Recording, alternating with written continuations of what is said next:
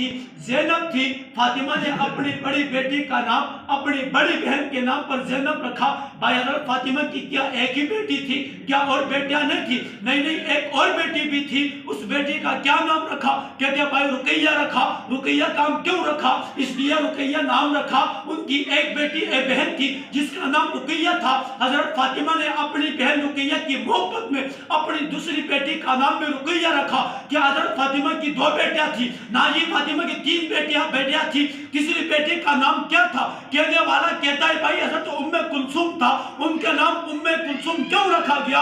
हज़रत फातिमा ने अपनी बहन उम्मे कुलसुम की मोहब्बत में अपनी बेटी का नाम भी उम्मे कुलसुम रखा। अगर तुम फातिमा के मानने वाले हो, अगर तुम हज़रत अली के मानने वाले हो, जिस तरह हसन हुसैन का जिक्र करते हो, इस तरह हज़रत ज़ैनब का, हज़रत रुकैया का, उम्मे कुलसुम का जिक्र क्यों नहीं करते? क्या ये